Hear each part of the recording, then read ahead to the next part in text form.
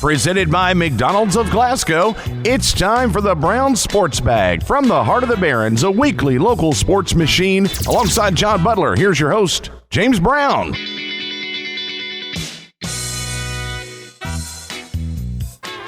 John, we're back again this week. We're going to talk high school football, college football, NFL, some other football, soccer meaning, some golf, all that jazz as the show moves along.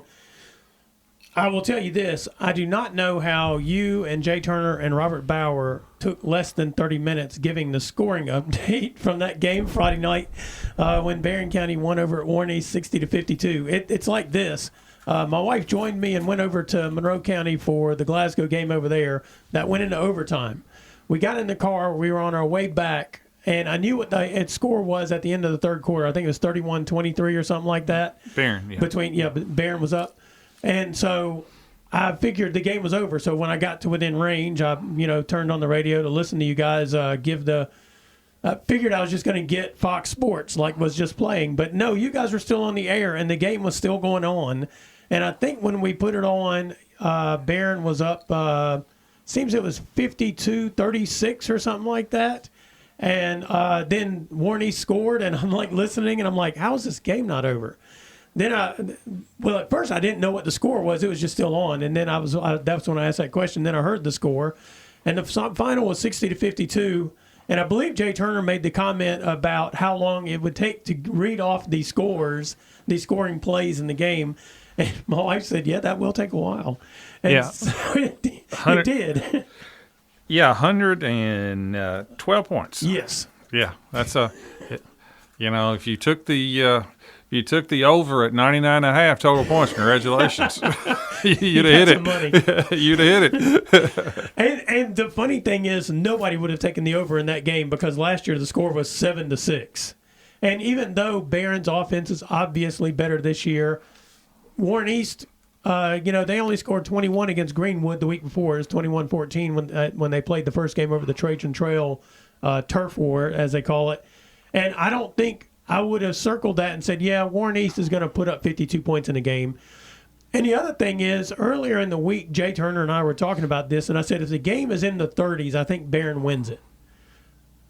It was twice that. Yeah, they had 31 at half. Yeah. Barron's up 2 touchdowns at half. And no, it was an incredible game to watch, to be honest with you. Yeah. I mean, 60-52. Barron never stopped them in the second half. Warren East got it 5 times. They scored 5. Mm-hmm. But luckily, Barron basically scored it every time they had it. Right. I mean, there was I think there was one punt by Barron. I don't know if Warren East punted, I'll be honest with you. Mm-hmm. And it was just the only thing that kind of saved Barron is they kept scoring. Right. I mean, they just kept, and Warren East ran an up-tempo. They never huddled. Yeah. So, I mean, they were at the line of scrimmage, and just plays were going off like every 10, 15 seconds, mm-hmm. which I think actually fatigued both teams because both teams and there's some comments that were made, well, Barron needs to control the ball on offense to give their defense a rest. And I'm mm-hmm. thinking they play both ways. I mean, both Barron and Warren East had seven players that played both ways, so you're really not doing a whole lot of resting. You just turn around and play on the other side. So I think Warren, it kind of worked.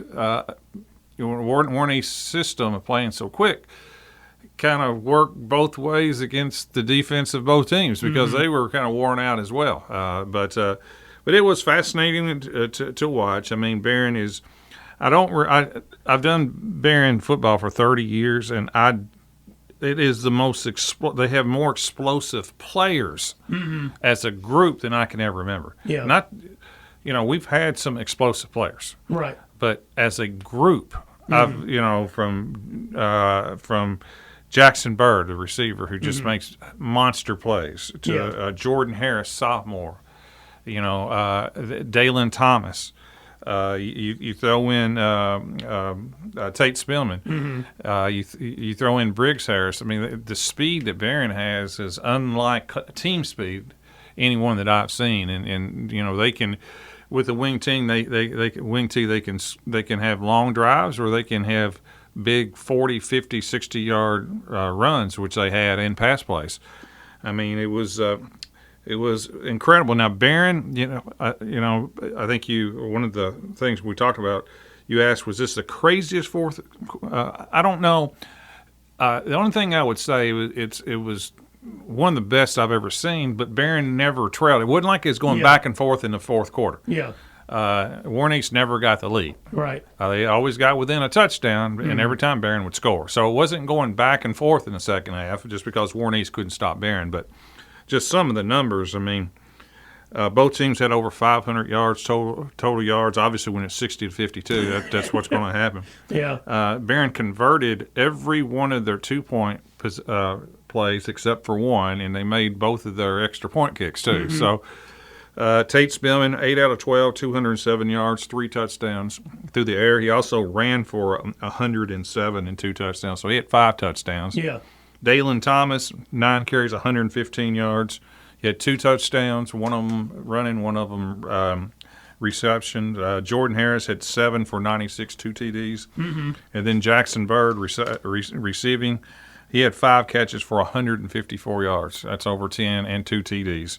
I mean, amazing. And their quarterback, Dane Parsley, who's been starting for 4 years, he was 25 of 40 for 427 yards and 2 touchdowns. And they had a back that had 5 touchdowns. Yeah, was it McCool? McCool. Yeah. So, I mean, yeah, it was fun. It was fun to watch. It was fun to be in the booth, trying to watch and keep up. Offense is fun to watch. Yeah.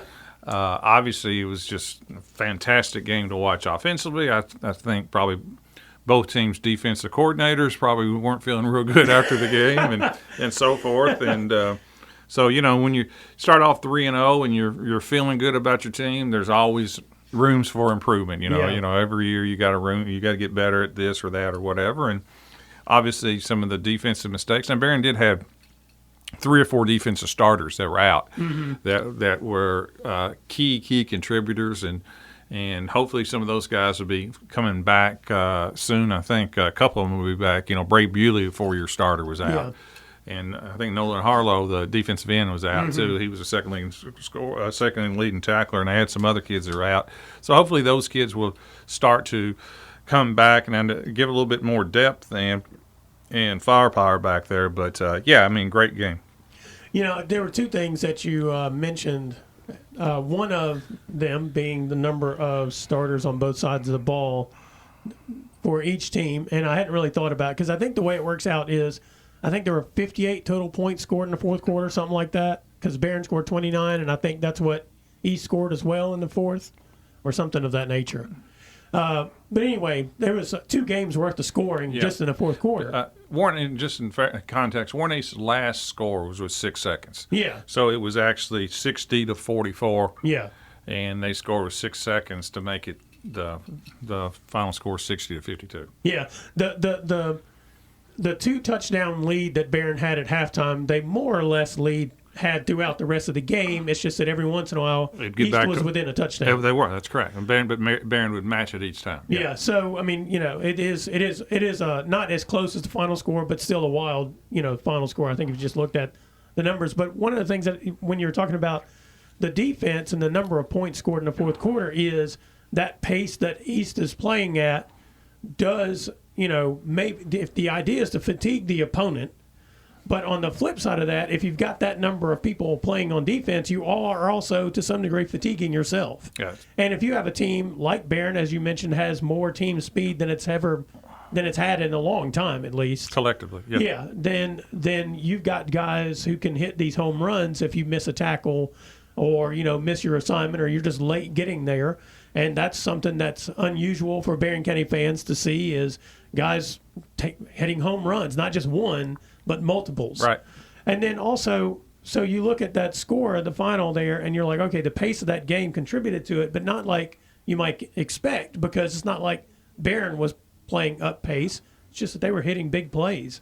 And then the other thing, though, going back to if there's a negative, you kind of circle, and I don't know, for Barron, the pass defense is a little bit suspect. Now, Dane Parsley's really good. I watched some of the film from the game. Yep. He throws some incredible passes. He does. He throws a good ball, and he'll give a lot of teams trouble. Yeah. But one of the places that fatigue does come into play, though, at times is your defensive backs are doing a lot of sprinting up and down the field, Right. because they ran a lot of go routes. But also, each time he's always throwing a ball, so your linemen are constantly they tie themselves out trying to get to the quarterback, Right. and if they don't huddle, they stay on the field a little bit. So, that was part of it. We didn't get enough pressure consistently on the passer to make it uncomfortable for him, because he was playing basically on one leg in the second half because he had cramped up several times. Oh, is that right? In fact, he didn't play defense, and he's Warren East's leading tackler going into the game. He didn't play any defense in the second half. So it was taking a toll on everyone Yep. when you get right down to it. Right. But so you kind of look at that, and I say that thing about the pass defense for Barron as something that I'm sure Coach Myers and his staff has looked at, because even if you go to the Metcalfe County game, they actually hit some big pass plays on Barron.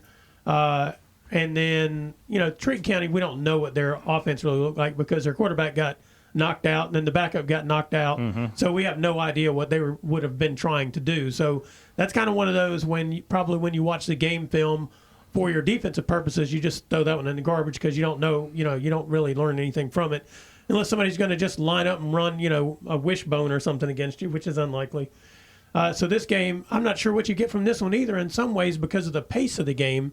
And it wasn't out of control until the fourth quarter when the fatigue probably has an effect on what's going on the field. Right. So, it's kind of hard to. You get a lot of good memories. It's fun. There's that. And probably school records as well. There's a lot of. I don't know exactly if Barron's ever got more than 60. We've looked, gone back to like 98, I think. And Yeah. So somebody had messaged us on the score and said that they remembered Barron scoring 60 against Caverna in 1994. maybe. And so now I went and looked, and I did find a couple of games where Barron had scored. I think they scored 53 against Logan County in 2013. And then in 2019, they put up 52 against Monroe, but only 28 of that was offensive. They had a kick return, I think 2 interception returns or a fumble and interception return. The Logan County game was all offense. That was the 7 touchdowns and 2-point conversions and whatever it was in that game to get to 53. But this one was, but the stats in both those games in terms of like total offense and that kind of stuff was nowhere near what they put up Friday night. So even though they had scored in the 50s a couple of times, the offense hadn't really generated a lot of those points. They'd had some help, short yardage, scores and that kind of stuff. So it was a for sure the offense did a lot of damage in this game for the Trojans. No question. So now they'll play Monroe County this coming Friday, and I think that'll be a fascinating matchup because I went to that game, and we'll talk about Monroe and Glasgow and Caverna's win at Eminence here in the second segment. But I went to that game, and I was actually impressed with what Monroe was trying to do on offense, or what they were doing on offense. It was working well, and then their quarterback got injured. He still played in the second half, but he was running around on one leg at that point, and he was a real threat for them in that first half against Glasgow. And also, I kind of learned some stuff about the blowout loss Monroe had at Allen County. They had 4 starters out. 2 of them were linemen who will not be back, I was told. And 2 of them were guys who had not played yet, but they did play against Glasgow on Friday. So you could see the difference they made in Monroe County's team, both sides of the ball, I think, on Friday. So I'm curious to see what this matchup is because I'm sure you could circle it if you're some fans and say, well, Barron's going to kill Monroe based on what they can do, but I'm not so sure about that. Yeah, Monroe won last year. Yes. At Monroe. Yep. And this is kind of a trap game in a way for Barron, like it was last year, because they ended up losing pretty decisively over at Monroe County last year, the week before they went to play Glasgow, and a lot of people kind of circled that and said, that maybe they were looking forward to the Glasgow game. I would say one thing about Myers, though, is he does a really good job of not letting you think about anything other than the week that you have right now. Yeah. I don't see it as a trap game. I think they'll be solely focused on Monroe. Yeah. To be honest with you, I think the trap game sometimes is the game after, not the game before. So the game, the Greene County game after they play maybe Glasgow, after. It's really, I don't really buy it a lot in football. You only play once a week. Yeah. I mean, it's not like you got a game on. A big game on Friday night in basketball, and you got a game before that on Tuesday, or the next game on a Saturday. You have a week preparation. Yeah. I mean, you're kind of all in football each week. I do sometimes hear football coaches, though, have weeks where they're they talk about the practice week, you know, and they're like, oh, we had a good week of practice or not a good week of practice. And I don't know if that's just who they're playing that week, and you're still dealing with teenagers trying to get them ready for something and trying to, get their focus in the right place, I guess. Could be. So I don't. Maybe that'll be the case. Maybe that won't be the case. But I would imagine, since so many of the same people are back for Barron this year, player-wise, they have not forgotten that game against Monroe last year. Right. In the scale of team practices, football and baseball are probably the worst of the ones to be practicing. You love playing nothing fun, huh? Nothing fun. You love playing Friday nights in football. You Yeah. know, the week prior, it's just preparation, I guess you could say. Baseball practice is inherently not fun, boring, Yeah. things like that. Batting practice and fielding practice, not fun stuff. Yeah. I mean, you can try to make it as fun as possible, but it's pretty boring. Yeah. All right. Anything else about this game you can think of? No, look forward to Friday night now. But no, it was a heck of a game. Yep. All right. It's the Brown Sports Bag presented by McDonald's of Glasgow. We'll be right back.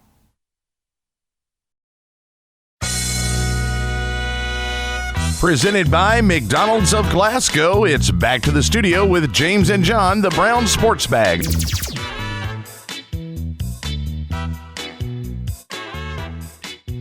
Before we get to that Glasgow-Monroe game, let's talk a little bit about the Caverna Colonels' comeback win against Eminence, at Eminence on Friday night.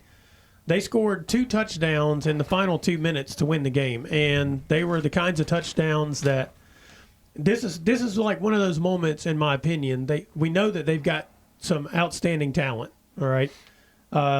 They still don't have a lot of numbers. They're in the low 20s, and so you got guys playing every way that you possibly can. They're on the kickoffs, the defense, offense, all that jazz. I mean, they're on the field all the time. And sometimes, that's a thing that can wear you down. Sure. And that's kind of been a case with Caverna to some degree. Even when they've had talent, they'll have games where you look and you're like, okay, they have more individual talent, but the other team just has more bodies. They're just throwing at you and causing you problems and that kind of thing. Well, so what happened on Friday was they're down. They ended up winning 26-21, I think. So they were down 21-12, I think is what it was. And there was like a minute and 40-something seconds left, and they had stopped Eminence, and Eminence punted. And it's one of those situations, which we didn't talk about this in the Barron game, where sometimes the ball just bounces right to you and works out perfectly, which I think happened a couple of times for Barron on Friday night as well. But it bounced into Russell, a punt hit somebody and then bounced into Russell Williams' hands, and he returned to 4 yards for a touchdown. And then, so they need to get an onside kick. And they don't even really have a kicker. So they put Jalen Crane out there and tell him, kick the ball at that dude as hard as you can. And we're just going to run and try to hit him and knock the ball loose, or, hope he's not ready for this. Somehow Jalen Crane's never kicked an onside kick. Kicked it at the dude. It bounced off of him. He tried to recover it. I think it was Tyson Martin creamed him, and they recovered the ball. First play after that, Tyson Martin throws a touchdown pass to Jalen Crane, and they get the win. That's the winning score, and they stop Eminence after that. And, And Tyson Martin's normally not the quarterback, is he? No, he's the running back. That's what I thought. So was it a flea flicker or a toss sweep, and he just threw it? Okay. Yes, it was. Yeah. It was. I saw where Tyson, carried it 17 for 110 and 2 touchdowns, but then I started looking and I went, well, he threw it twice for 97 yards and a touchdown. So those were the flea flickers. Yeah, I guess what it is it's a toss, and then he just pulls up and throws it. Yeah, okay. And I think Crane is coming from the other side of the field. Yeah, that's the gadget defense. play. That's the gadget play. Okay. And so I don't know if both those passes that he threw were that nature. I wouldn't be surprised if they were. But the one that was the game winner was of that nature. That's how you do it. And Jalen Crane, who caught it, also had 3 interceptions. Yes. And this is against the quarterback at Eminence that last year I think was first or second in 1A in passing. Oh, really? Yeah, Barry Blaze, I think is his name. He was returning this year, and he lit them up. I think they scored 54 points against Caverna last year throwing the ball, and they just had a hard time. He's good. Mm-hmm. So maybe the talent around him is not as good this year, and he's the only one back. I don't know, but either way, it doesn't matter. That's a good win then. Yes. Against one of the better quarterbacks in 1A, to pick him off 3 times on the road. On the road. It's a long way there, too. Yes.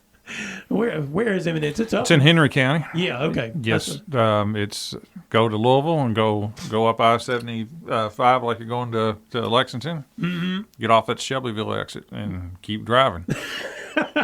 Yep. You just go until you get there, huh? It's every bit 2.5 hours. Yeah. So yeah, it was a good win for them, and it's a kind of win. They come back this Friday. They'll play at Edmondson County. Edmondson, their only win right now is against Metcalf, 13-12. Their offense is not. I thought they beat Muhlenberg this week. Oh, they did. They beat them 14-0. They're 2-1. Yes, that's right. They are. So I don't know. Maybe Edmondson County's defense is pretty good, but their offense is obviously struggling because Muhlenberg's a team that Caverna beat 56-44. So, I don't know what this looks like necessarily, but it is the kind of win I think that can really set the Colonels on a good path. Yes, I agree. Because you get down in a game like that and you've never done this before, never come back to win a game like that on the road, especially the way they did. And, that gives you just a boost of confidence. I bet you practice this week over there is a different animal for them than it has been because it's more fun to practice after a win. Yeah. Yeah, you can tell. You can test a team or people's character after they lose. Yeah. And keep losing. That's when people's character shows. Yeah. That's, what you'll find out about any team, football in particular, because, it's such a physical game. Mm-hmm. It's hard to keep getting up and playing when you don't think you have any chance. Right. So that's why these wins oftentimes early in your football, I think, is really, really important for the team unity, culture, and so forth. Yeah, I mean, if you look down Caverna's schedule going forward, I think Hart County will be a really hard game for them to figure out a way to win. Hart looks pretty good right now. And they finish off the season with Monroe County, and, we'll see what that looks like when we get there. Mm-hmm. But otherwise, every other game left on their schedule, I think, is a winnable game. And they might be favored to win most of those as well. How about all? All? Yeah. All, yeah. Yeah. Mm-hmm. All of them, you're right. Except for Hart and Monroe, maybe. Yeah. Yeah. Mm-hmm. So yeah, good for them. Meanwhile, speaking of more wild games from Friday night, and this was wild in a different way, Glasgow ended up winning over at Monroe County 15-14. And to be honest with you, overtime too, right? Overtime, yes. And the way it happened was, so they go to overtime. Monroe gets the ball first. They score on a two-year. So it was the opposite of the Barron game. Yeah, it was. So at the end of regulation, it was just 7-7. That is correct. That's correct. Okay. And I think it had been 7-7 the entire second half, if I'm not mistaken. And so Monroe gets the ball first. They score on a touchdown run by the quarterback on a bum wheel, and then they get the extra point. And so Glasgow, first play they get, Cam Bull takes it 10 yards for the touchdown because you start at the 10 in overtime in high school football. So they go 10 yards for the touchdown. And then they line up to kick the extra point, and Monroe jumps offside. Okay. Now, my wife on the way home asked me this question. She said, do you think they jumped offside on purpose trying to get Glasgow to go for two and then hoping they could stop them? And I'm like, I don't think so, but I don't put anything past John Pettit because the way it was offside, the guy was way early. Like, he just went and jumped up at the line.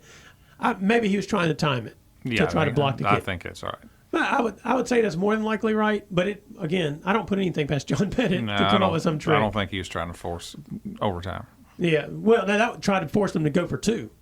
I don't think so. Yeah, so Glasgow gets half the distance and goes for the two, and then Cam Bull, basically he scores because on the two-point conversion because two Monroe County guys fell down in front of him, so he was able to fall across the top of them to get the ball into the end zone, and that's the difference in the game.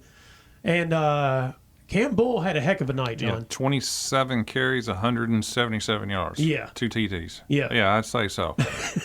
I mean, that's big time. Yeah. Now, meanwhile, though, they kind of struggled everywhere else offensively. Their passing game was a little off track. I think Hudson Gunn was 9 of 22. Yeah. 102 yards, 1 interception. Yeah. So. Now, the interception really wasn't on him. That was at the half, and he threw one deep up. Yeah, it happens. Okay. Yeah. Right. He threw it down deep left side to Jarek Martin, and the guy, I think his name is Braden Williams, who plays quarterback, was playing deep safety. Yeah, he's about 6'4" himself, right? Yeah, and he just jetted across there and managed to intercept it. It was a heck of a play. I'm sure Gum felt badly about the interception, but it really was like it was one of those plays. Either it's a touchdown or it's not kind of play. It sounded like defensively, heck of a game for both teams. Yeah, to some degree, but there were quite a few penalties in the game too, Okay. where the teams had opportunities and they'd get a false start, hold, something of that nature, and those kind of hurt both of them on some drives.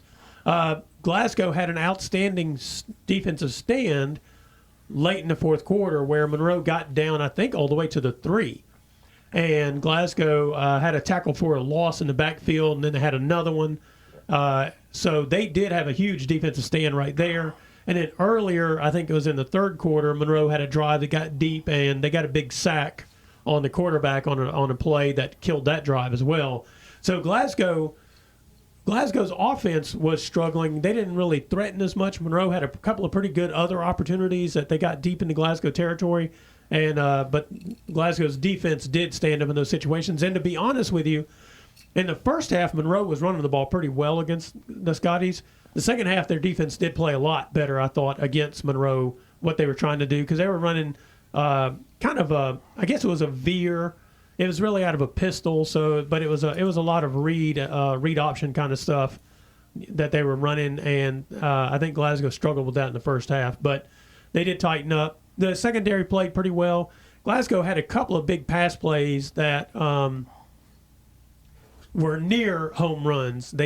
Monroe did a good job of closing out and getting the tackles to stop them from getting the home run. So, I'm curious to see what it looks like for the Scotties this Friday when they're at home against Allen County Scottsville. Who's undefeated. Undefeated, and not only do we mentioned that, blew out Monroe, but they just come off a really good win against Franklin. Yeah, beat them 36-22. The Patriots aren't really passing the ball a whole lot, which is not surprising. Neither's Barron. Neither is Glasgow. Neither is Glasgow. Neither's Barron. Yeah, neither is Barron. Yeah, Nobody really is. Yeah. we're in the season of the run, apparently. The question, the key to, like with Barron, and I assume the teams that run it is a good running / passing teams pass it when they want to. Yeah. Not when they have to. Yeah. And so far, that's what Barron's been able to do. Yeah. They've thrown it when they wanted to, off play action and so forth, not when they had to. And that's obviously sets up very effective passing games when you can throw it when the defense doesn't know if you're going to throw it. Right. Well, and from what I've seen, I don't know about Allen County, but obviously they didn't throw it a whole bunch against Franklin Simpson. They didn't throw it a whole bunch against Monroe. I think they threw it 12 times against Monroe. They've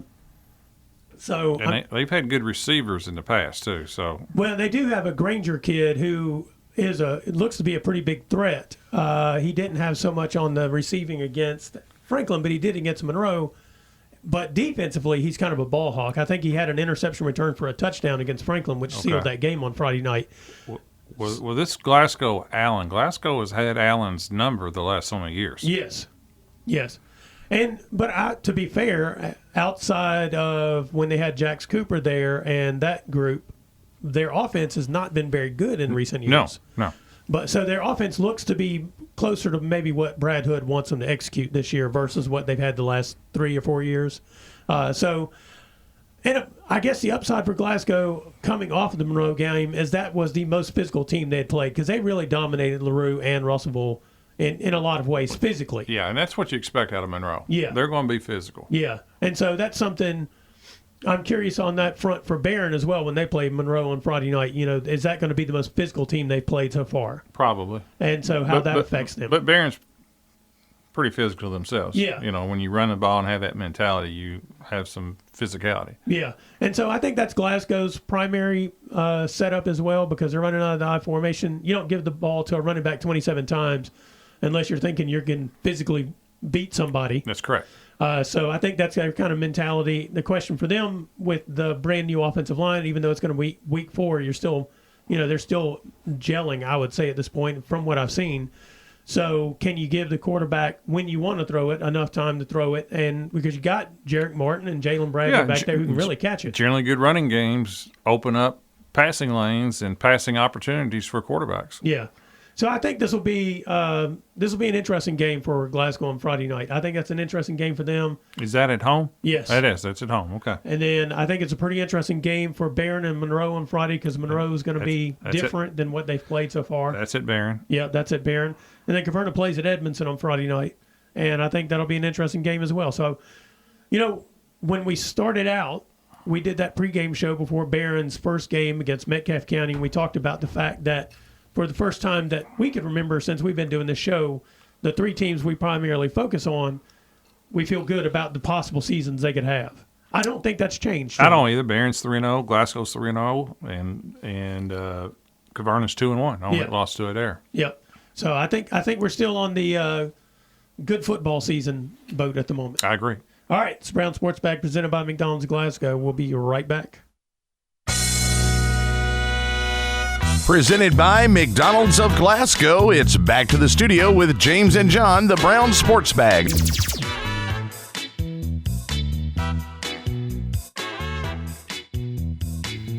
Well, John, we're going to talk a little bit about some college football and some NFL during this here third segment. The WKU got a win over EKU, 31-0. Our man Dalvin Smith caught 4 passes for, I think, 34 yards and a touchdown. Yep. Got back on track after the Alabama game. Yeah. Oh, really, Dalvin's been – well, I mean, it's just the second game. Yeah. But he was kind of – everybody was quiet offensively against Alabama. Yeah, there was no noise against Alabama. Right. Yeah, but a solid comeback against EKU. Yeah. So that's a good win for them. And then they played Middle Tennessee, I think, this coming Saturday. So that'll be the good old rivalry game. We'll see how that goes. Louisville won big against Jacksonville State. Yep.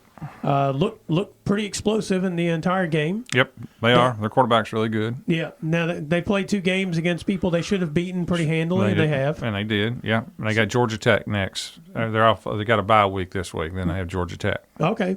Well, and Georgia Tech ended up, after getting ranked, ended up losing on Saturday. So, they'll. Who beat them? Rutgers, somebody that they shouldn't have lost. Wasn't Georgia State, was it? No. Okay. I don't remember who it was, actually. Okay. Yeah, but it was somebody who was unranked that they lost to. Like 34-28. I wish I could remember. I can't remember which team they lost to. But anyway. And then the game that I saw that people were hated that they actually paid the money for and sat in the rain for, or not in the rain, but sat out there for, was the game against Kentucky's home game against South Carolina, which was 10-6 at halftime, I think was the score. South Carolina ended up running away with it in the second half. Pretty, I didn't know what to think about it, to be honest with you. When I watched the first half of the game and it was 10-6, I'm like, this is just ugly. Neither team's offense looked particularly great. They had negative yards in the third quarter. Yeah, there's that. Kentucky did. They were minus for the third quarter. And then the third quarter, I mean, Kentucky's offense just not only did nothing. I mean, they looked as if they had not been practicing offense. That's how badly they were playing. I said after the first game, and of course, you know how the hype is in college football. After Kentucky beat Southern Miss, there's great anticipation for the South Carolina game. The SEC Network game day for that group was there, and blah blah blah, and the place was sold out, and I just was not impressed with the quarterback against Southern Miss. No, he didn't look good. He ran it way too much out of the pocket, tried to run over people, and I just was, I don't know about this. Mm-hmm. And they were as bad offensively as I've ever seen a college football team in a long time. Could not throw it. They had like 40 total yards passing. Yeah. Couldn't throw it all, couldn't protect anybody. When they did throw it, they threw interceptions that were returned for touchdowns, and there were some others that should have been, to be honest with you. Mm-hmm. Just dropped. And, I just think for Kentucky, there's no question that Mark Stoops has done an outstanding job while he's been there. But the problem that I think they've run into is Mark Stoops is a former defensive coordinator. Yeah. Florida State, and he's a defensive guy. And now they're going on, I think I'm right, their fourth offensive coordinator in the last 5 years. and you just cannot build any continuity offensively if you change offensive coordinators. They either move on somewhere else or something. I don't really know what goes on. I mean, the one last year is the offensive coordinator at Tampa Bay in NFL, so you can't blame him. Right. But they just have no continuity on offense, and all their quarterbacks right now are basically are transfers, which is the way of the game in college football. You go get another. You don't develop them. You go get someone. And it's going to be, if you go get a good one, then that's good. Right. I mean, the 1-2 back did a good job for the most part, Yeah. Will Levis. Yeah. He had one good year. Second year wasn't so good. Yeah. The one last year was very mediocre. And this year it was the backup of Georgia and doesn't, Not just he was twice the backup at Georgia. it just, I mean, he hadn't played in a long time, and get him there. Yeah. His offensive line was terrible. But, they're 1-1 coming off an awful game. And which, Coach Stoops has done a great job, and for the most part, the people loved him there. Except he said some things last year that kind of drew the ire of several people when he claimed after the Georgia game that the fan base has to step up in terms of donating money for NIL. Yeah. They just didn't have enough players, basically. Right. Well, if you're going to say those things, I think his words were pony up. Yeah. You got to deliver. Yeah. And they didn't deliver at all and looked bad, and now they got Georgia coming in. Uh-huh. And, it's in football, things can turn quickly. I mean quickly, because it's unlike basketball where you always have hope of that tournament. You always got that next game coming up, and so forth. But in football, man, it's a long, long year when you start losing early. Well, and you mentioned Georgia. Georgia beat Tennessee Tech 48-3. Okay, that's actually not that bad of a score considering who they were playing. But that does mean that Georgia is well rested by the time they're taking on Kentucky this next outing. And as bad as Kentucky's offense looked against South Carolina, I mean, they've got to decipher something, because if not, I mean, Georgia, they'll finish the game with no yards. I'm sorry, not Bob Stoops, but They would like to have Bob Stoops as their offensive coordinator. But Stoops' go-to as a coach is that offensively, I don't care who he brings in, what he does, he wants to run the ball. I mean, that's his mantra, and you could tell he got a little irritated against South Carolina. He even admitted it on his post-game show when after they ran it 11 straight times in a row in the third quarter and gained a few yards, he got mad because they went play action and tried to go. I'm thinking, you think you're going to run it 12, 15 times in a row in the SEC? I don't think that's really the strategy. But anyway, they're going to try to be more physical and run it. And the problem is if you go all in like that against Georgia, I don't think that's going to work either. It may work the next week against Ohio, but I don't know. Georgia, you almost, if you're a UK fan, you're probably just going to have to give them a pass on Georgia. Seriously, just hope they're somewhat. Hope it's not 48-3. Just somewhat competitive, because they're not beating Georgia. No. And going back to the running thing, it is kind of a fool's gold in college football in this sense, that your running game can look great against, say, Southern Miss for 2 quarters, or against Ohio, and you can't run the ball against South Carolina. Although I thought they were running the ball okay, but then if they tried to pass the ball at all against South Carolina, they couldn't. Well, you have to. I mean, this is not 1952 in college football. Yeah. And you're not giving $1 million to a quarterback to come in. And I don't know what he's making, but that's kind of the going rate for quarterbacks at power programs. They're getting, monster NIL checks. You don't do that just if you want somebody to hand it off. I guess he went and bought his car and forgot to practice. So, I don't know. I don't feel, I'm not trying to disparage him because he got no blocking at all. But, at that level, and now these guys are, when you're talking about these big-time college programs, they're like pros now, to be honest with you. I mean, you can't take all the cash and don't expect you're not going to get major criticism and so forth. Just the way that's the territory, right? Yeah, I mean it is. It is exactly. That's fair or unfair. That's what it comes to. And coaches the same way. When you're making $10, $12 million a year as a coach, Yeah. I had not thought about this particular aspect of the NIL deal in college football until now. You know, your offensive lineman may not get paid as much as your quarterback, but your left tackle generally gets paid pretty well if you're in the NFL, in professional football. And your linemen make a good living. I mean, they're not in the Poe house or whatever. And smart NFL teams know that they have got to invest in their offensive line no matter who their quarterback is. Some of them forget this, and their quarterbacks don't last very long. But in the college game, that NIL money may not be going to the offensive lineman, and somebody might need to start thinking about that and have like an offensive lineman pool of cash so that you can protect that $1 million quarterback that you spent all this money on, because otherwise they're just going to get broken in half. Yeah, ask Colorado. Yeah, exactly. Which that leads me to this, which, by the way, Syracuse beat Georgia Tech 31-28 on Saturday. But this loss from Notre Dame to Northern Illinois, 16-14. They lost to Marshall last year too, by the way. Yes. Is that not? That has got to be right up there in the land of Notre Dame fans as one of the most embarrassing situations for them. Lost to Marshall, who's 3-9 last year. Yeah, I guess that's. It's been what they've done since the new coach has come on. They've had some good wins, but they have mysterious losses. And I think sometimes it's because at Notre Dame, the amount of money they have not brought in. You would think they could bring in the best quarterbacks in the world. Just their quarterbacks they bring in, just this latest guy's from Duke. Yeah. The year before was a Wake Forest transfer, just kind of ordinary to me. Yeah.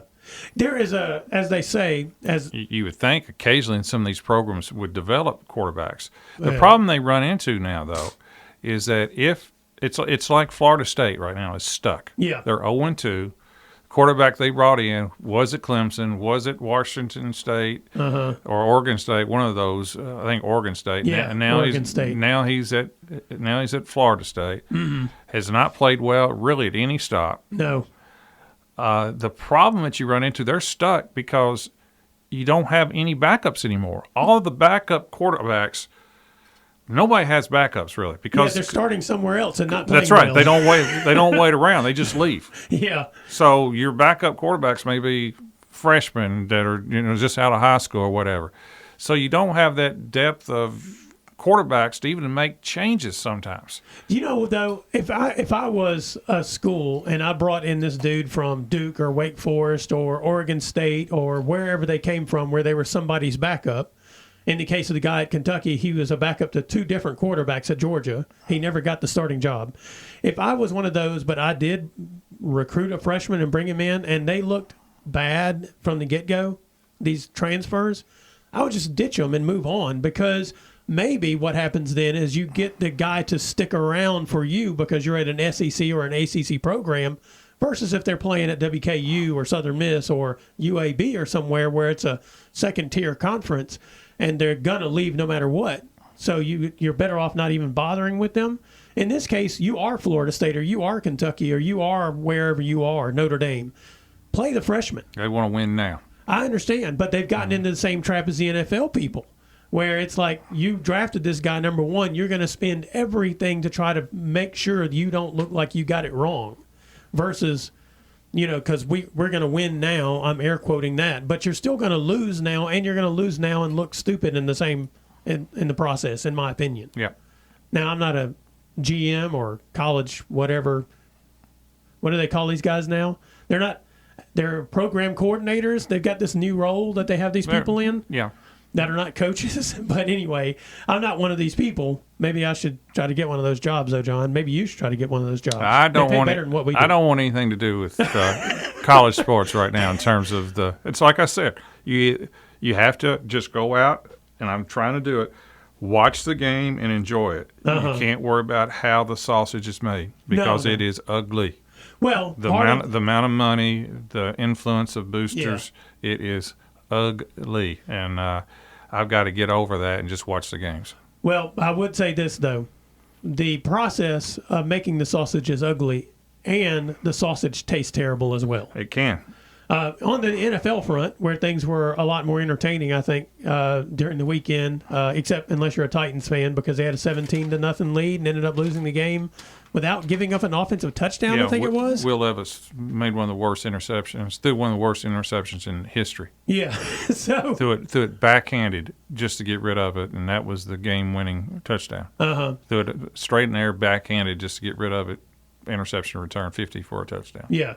So yeah, that was ugly. The Cardinals ended up losing a game to the Bills where it looked like they were going to win that game pretty easily. But then Josh Allen was Josh Allen that you don't like for a quarter, and for 3 quarters he was the Josh Allen that you're like, how does that dude make these plays? So that was pretty interesting. Anything else from the NFL stand out to you? No, I mean, it was typical first week. I mean, it was exciting and so forth. Dallas got Dak Prescott signed, and they went in and beat a very poor quarterback play of Deshaun Watson, probably the most overpaid player in the history of football, to be honest with you. I mean, he's just pathetic how he's playing. But, I love the NFL and so forth. Well, and going back to that part, you want to talk about moves that were obviously dumb moves when they happen. The Browns doing the Browns thing of paying that man all that guaranteed money when he had not played in a year and a half, and he's not been good since he's been in Cleveland, to the point that last year they went and got Joe Flacco off the couch, and he came in and got him in the playoffs. Sure and did. you know, and that's another one of those cases where, well, we paid this man all this money, but you don't have to play him. He can sit on the bench and still collect the money. Yeah, but that's where owners override that. Yeah. Again, dumb moves. I mean, it's getting the ego getting in place of actually, because Cleveland has a good enough team everywhere else to be a playoff contender. That's right, but that's ownership. Yeah, and so they're one of those. They're one of those teams, one of those organizations that's perpetually on the bottom because of that mindset, and when some of these teams, when they're not good, it's not surprising. That's right. All right, it's Brown Sports Bag presented by McDonald's of Glasgow. We'll be right back.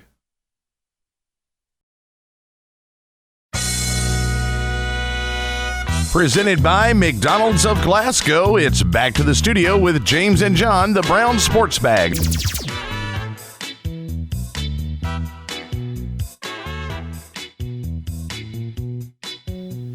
Well, John, we had some high school golf from the weekend. They had the Bowling Green Invitational Tournament for the men and the women. For most of our area golfers, it was a tough day because they had those greens cut like it was a state tournament.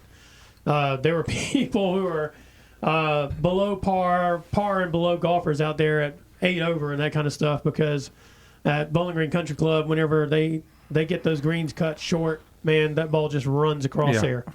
And it's a tough place to play. And as a matter of fact, Saturday as I was out there, I was thinking to myself, I'm like, I don't know why people come here and play in these tournaments, because it's got to be so frustrating to hit a ball on the green and just watch that thing just run right off of it. But Griffin Jackson, Glasgow 8th grader, he had a good shot. He was 2 strokes back with 2 holes left, and there were about 4 or 5 people at even. And so he had a chance at a birdie putt that he just missed on his next to last hole. And then he ended up double bogeying his last hole. So he finished tied for 14th at 4 over, which is not a bad round. No, not considering at all. what I just said. But then the guy who won the thing, I think, eagled his final hole, I think he eagled his final hole and ended up winning it by 2 strokes. So it was a pretty impressive crowd, because you're talking about St. X was there, Madison Central, McCracken County. I think they're pretty good in The best of the best. Yeah, the best of the best. They were all there, and so it was a good field for even to finish tied 14th. Was a good day for him. Everybody else shot in the 80s and up.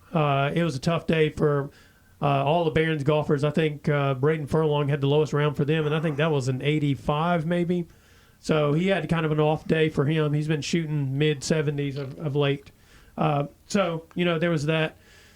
This Friday, Glasgow's going to have a night of first before their football game with Allen County. And most of it is built around girls basketball. I think it is. They're going to honor their 15th district girls basketball champs. This says this was the first team that won a district championship for Glasgow, which I believe, because when the girls basketball first started in the mid 70s, Glasgow was good as well, but Barron and Allen were just better. Right. And they were all in the same district together. And then they're going to recognize the 97 4th Region All-A girls basketball champs. I guess that was the first time they had won the All-A, which was early in that. And then 96, 97 co-ed cheerleaders, and then 97 KHSA girls state golf champs, which was Is that Whitney Wade's group? well, it was. Morgan Hapney was there. I think she was the oldest one because Whitney Wade was like still a middle schooler, I think, on that team. Taryn Durham? Yeah, Taryn Durham would have been about same age range as Whitney Wade. Yeah.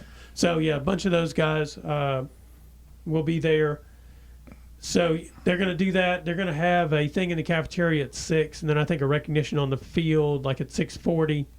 And then, of course, the game kicks off at 7. Okay. And then back to the golf thing, the Barron County girls also played in the girls' invitational over there at Bowling Green on Saturday. I think they all ended up shooting somewhere in the 80s as well. Actually, Carden Kinslow may have had her best day, ironically enough, over there. She's usually their number 5, and I think she shot 88 or 89, something like that, which she's been up in the 90s, so she got her rounds down on that. So, yeah, that was pretty good. Today, they had the 2A championships, and Griffin Jackson was playing in that. I think he finished tied for 4th in that today. So that includes guys from like Christian Academy of Louisville, which is one of the better teams in the state. Taylor County was there. Those kinds of teams were playing in that. Some soccer that we have coming up this week. Where did I write this down at? Barron and East, they had a 1-0 game on last week. That was the first meeting for a district game. Max Bennett hit a free kick in the lower left corner in the second overtime to win the game. Game ends on a golden goal. They'll play again this Thursday, and what that did was it looked like Glasgow was kind of in charge of having the 1 seed in the upcoming district tournament, which will be the first weekend of October. And Barron has kind of put themselves in a good spot now because they won that game against East. If they were to beat them again on Thursday, they still have a game left with Glasgow. That game went to penalty kicks when they played each other the first time, so they control their destiny if they want to get that 1 seed and skip that 2-3 matchup, which would be with East at this point. So I think East is going to guaranteed to be the 3 at this point, I believe is the way it works out. 2 or 3. They've got 2 losses. Yeah, so they're guaranteed to be in that 2-3 slot.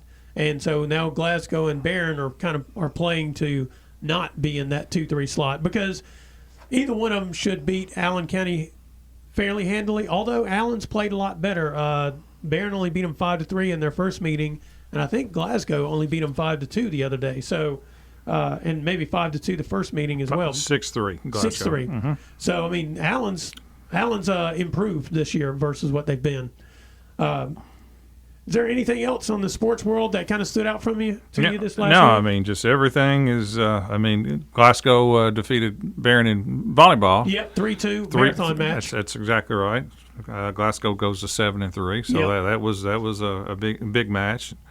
Cross country is starting. You know, everything's going on right now. Yeah, Brody Miller ran second, I think, at the Raider Twilight the week before.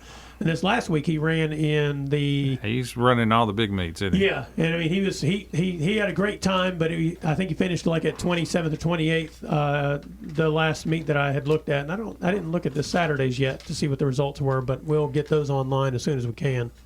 But anyway, yeah, lots going on. It's fall sports.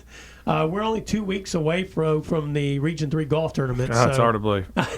No. That flies by, but everybody else is in the meat of their season. Barron girls soccer, they're 6-4-1. Yep. And they split last week, beat ACS District, lost to Greene County. And Glasgow girls got 2 wins this year. They did. They lost twice last week, but to Warren East both times. Yep. So, yeah, lots going on at the moment.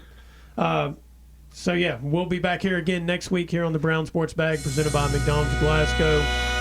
Always a lot of fun here, John, and we'll talk to you guys next week.